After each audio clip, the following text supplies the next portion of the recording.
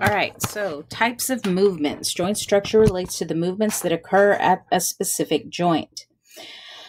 Most movements are paired. So if you have an up, you have a down. If you have an in, you have an out. They're opposites of each other. So kind of keep that in mind. So gliding movements, angular movements, circular movements, special movements. Angular movements are called angular movements because it basically changes the distance in an angle. You can have something that is a small angle, and when you open it up, that angle gets bigger. That's kind of why angular movements are called that. Circular movements, of course, involve some type of rotation. And then you've got special movements. Special movements only happen at specific joints. So, gliding movements is the simplest of all movements. You just saw this when I put my two hands together and rubbed them.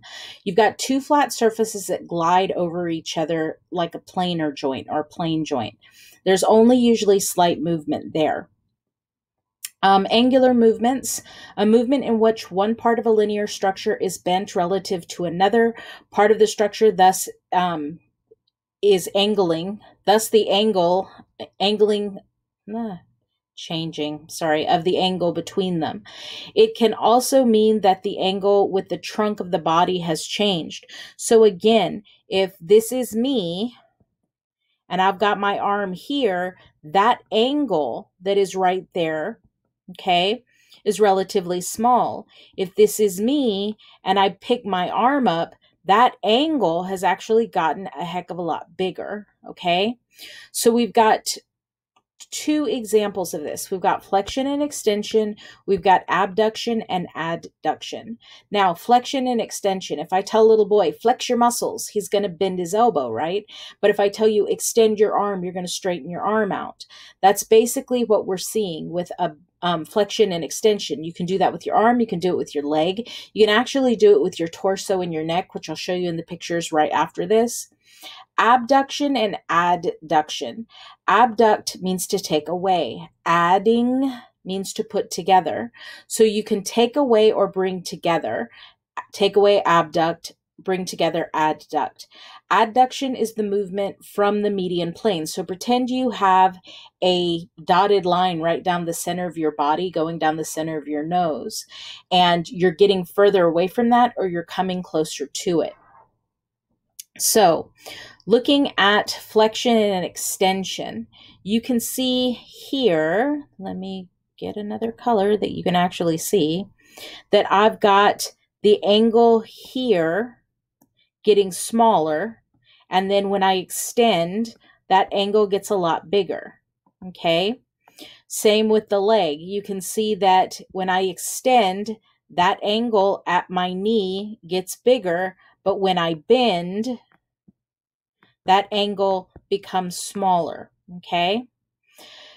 When I said you could do this with your body, so if this is my body and this is my pivot point right here, hang on one second, let me get a better color for that. This is my pivot point right here. Then when I bend forward, this angle is getting smaller.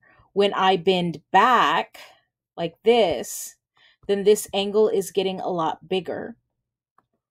Now, with your foot, you actually have two examples that are very specific to your foot. Dorsiflexion means that you are bringing your toes up to your knee, so that angle is getting smaller. Plantar flexion means you're pointing your toes, which means that angle has gotten a lot bigger. Abduction and adduction. By the way, on mine, not on yours, this is done incorrectly. Abduction.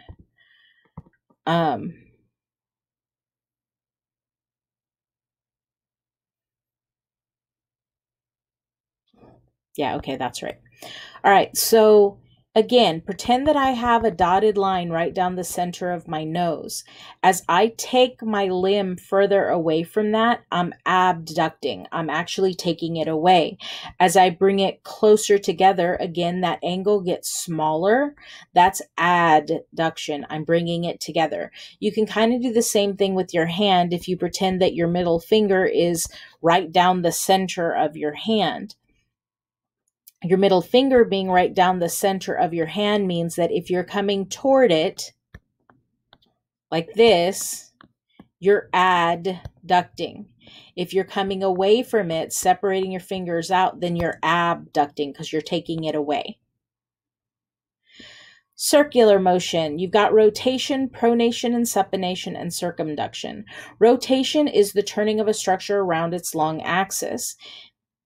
You can see this here. This is the axis. Your humerus is the axis. And when I take my arm and I swing it around, then I'm actually doing a rotating motion.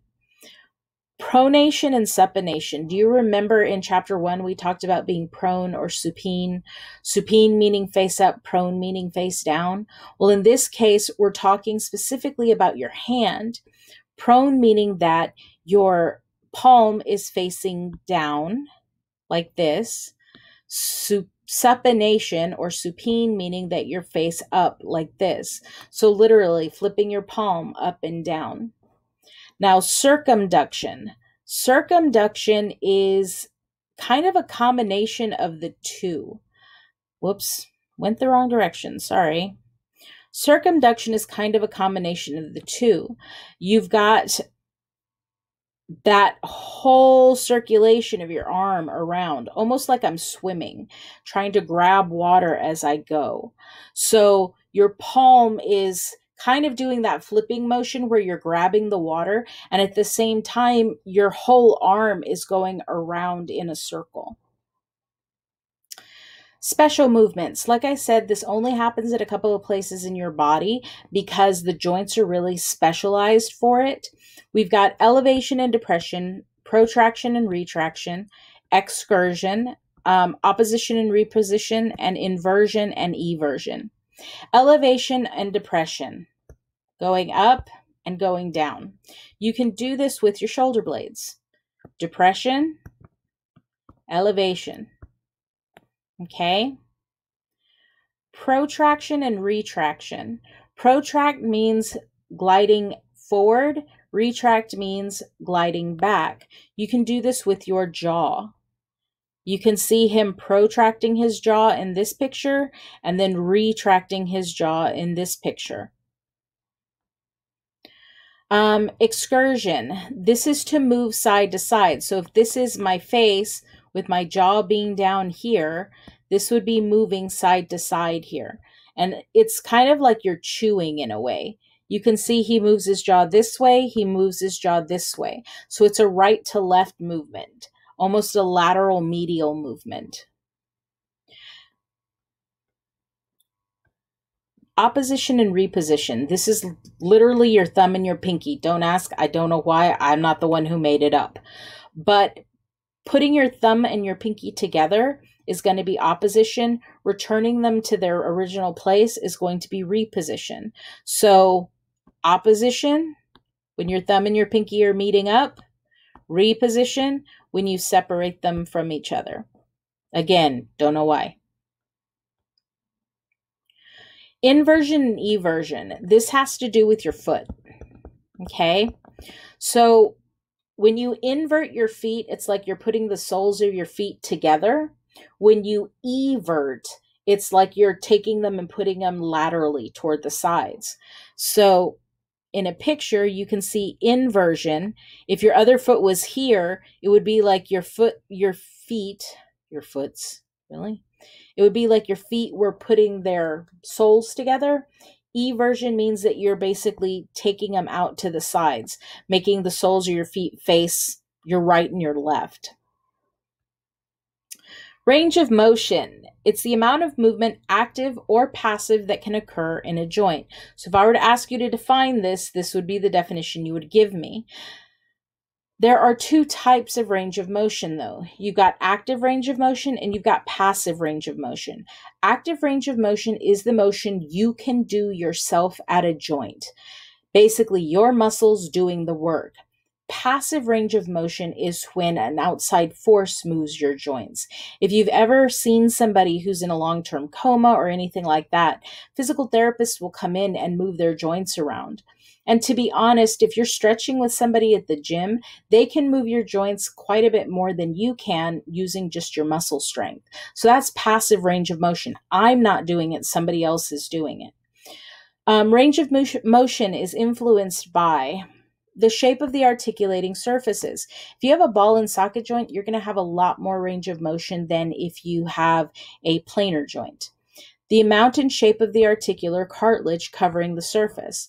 The more articular cartilage you have around two articulating surfaces, the more movement that you will see. The strength and location of the ligaments and tendons surrounding the joint. So tendons and ligaments are supposed to be designed to hold your joint in place. The tighter they are, the tighter the hold on that joint. The strength and location of muscles associated with the joint. Everybody's seen that guy at the gym, right? The one with the huge muscles who can't seem to put his arm just down at all. So he's kind of walking around with his arms stuck out. Well, believe it or not, to a certain extent anyway, his muscles tension is so tight, it's actually holding his arms in that position. The amount of fluid in and around a joint. Remember what I said about synovial fluid. It's a lubricant. If you don't have a lot of lubricant, you're not going to want to move your joints around, because it would be equivalent to trying to move something without any lubricant in between them. Pain in and around the joint. Anybody who's ever had something sprained, you know that you don't want to move that joint around because it's painful. The amount of use or disuse of a joint over time. Again, anybody who's seen someone who's in a long-term coma or somebody with really advanced Alzheimer's, they don't tend to move, and their joints tend to kind of atrophy and kind of pull. The less you move a joint, the less you're going to have movement at that joint. That's one of the reasons why in arthritis commercials, you'll see them saying, you know, the more you move, the better you are. It's because literally, if you quit using a joint because it hurts, you're going to lose all the movement that you have at all. Like you're not going to even have the little movement that you did have before, because you basically frozen your joints in place.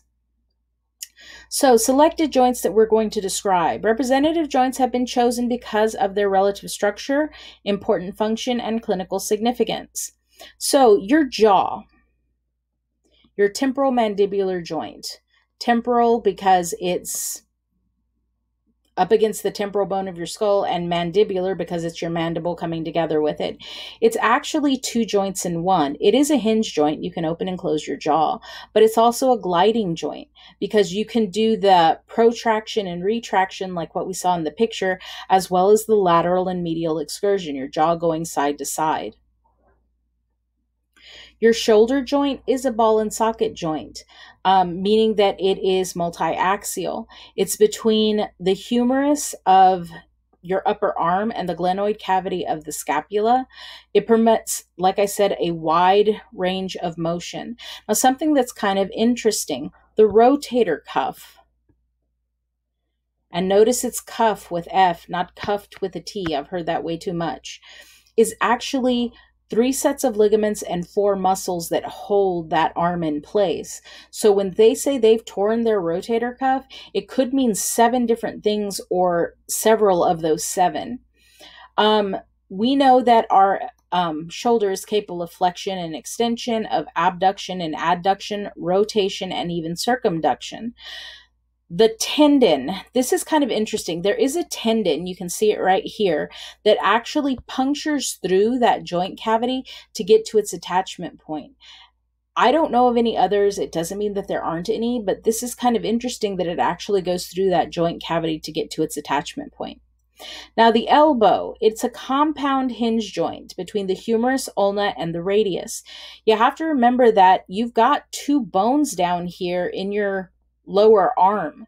So you have the bottom of the humerus, that kind of C-shaped portion of the ulna that's attached to it, and then you've got the head of the radius that actually also attaches there. So it is a complex joint. You've got 3 bones coming together. Now, movement as far as the humeral ulnar joint, that hook, is basically flexion and extension, because that trochlear notch in the trochlea of the humerus basically limits that. You've got the humeral radial joint, where you've got, again, that head of the radius on the bottom of your humerus, that is, again, just that hinge movement, that flexion and extension. But the proximal radial ulnar joint, that's where I've got the ulna that has that notch there with that piece of ligament that has the head of the radius sitting in that spot that allows me to pivot. Remember we talked about that? This allows the pronation and supination of the hand. You can actually see it right there. Well, and here. That's what allows us to go palm up and palm down. The rounded head of the radius and the radial notch of the ulna against the capitellum of the humerus. That's what gives us the ability to do that pronation and supination movement. The hip. This is a ball and socket joint between the head of the femur and the acetabulum of the coxal bone. Remember that the acetabulum is where that kind of groove is for the ball of your femur to fit into. It's greatly strengthened by ligaments. Look at all of these ligaments that are in this picture. There are tons of them. It's capable of a wide range of movements. Again, it's a ball and socket. So you've got flexion, you've got extension, you've got abduction and adduction, you've got rotation. You even have circumduction when it comes down to it. The knee joint, as I said before, is a complex ellipsoid. So you've got two ellipses fitting into, sorry guys, the kind of ellipsoid sockets that are in the tibia. So it's a complex ellipsoid joint between the femur and the tibia, supported by many ligaments. You can see all these ligaments wrapping around everywhere here. I want you to also notice that the fibula doesn't have anything to do with this joint. It's way the heck down here while the joint is up here. Okay? It allows flexion and extension, slight rotation because it's an ellipsoid joint of the lower leg. Think about tap dancing where they're tapping left and right with their foot.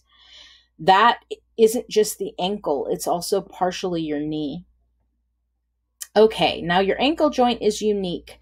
It's a hinge joint made up of the tibia and the fibula as well as the talus. So the talus is that kind of reverse saddle-shaped bone in your ankle. And then you've got the fibula on one end and the tibia coming around on that other end. So it is a very unique hinge joint. You've got dorsiflexion, where you're bringing your toes up toward your knee. Plantar flexion, where you're pointing your toes. Inversion, where you're bringing your soles of your feet together in the middle.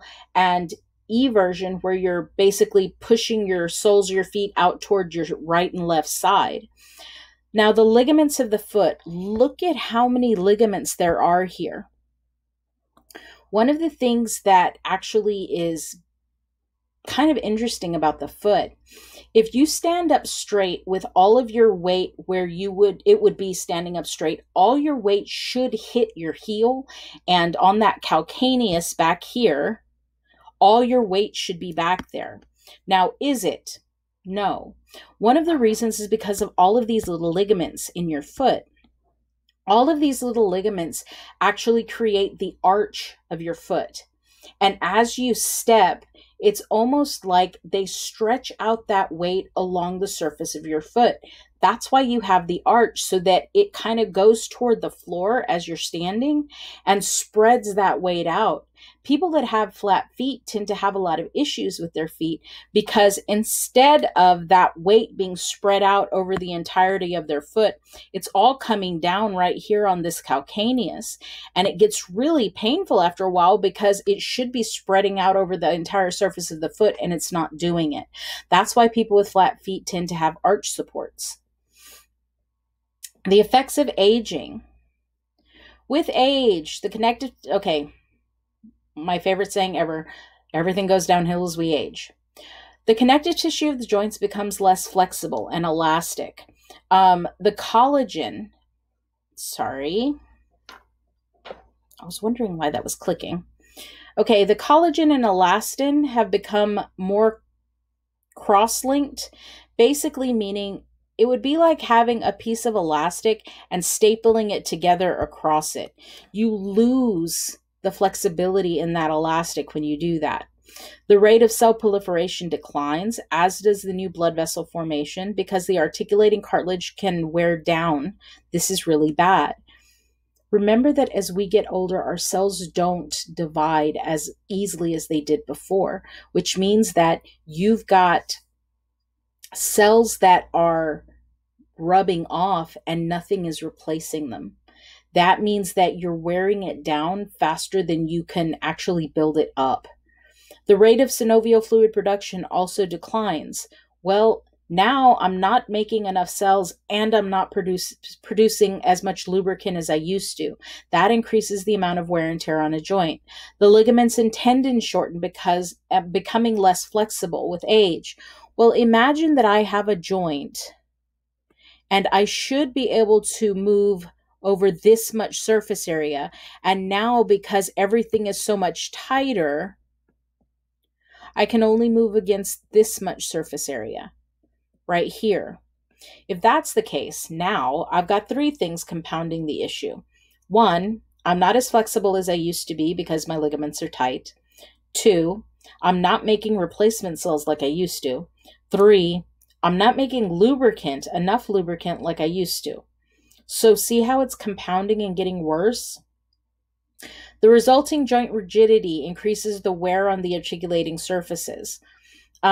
Change in connective tissue also reduces that range of motion. Those ligaments and tendons becoming tighter means that I don't move as readily as I used to. Muscle strength will also start to weaken as we get older. That means that the muscles holding your joint in place actually become less able to stabilize your joint. Most older people have decreases in activity. That also results in joint stiffness. Remember what I said about the arthritis commercial. You keep active, you stay more mobile. Unfortunately, as people start to get into their older years and they start to retire, they tend to get more sedentary. They're like, I've worked my whole entire life. I'm gonna take the time to relax now. And that's great. But at the same time, it can cost you if you're not careful.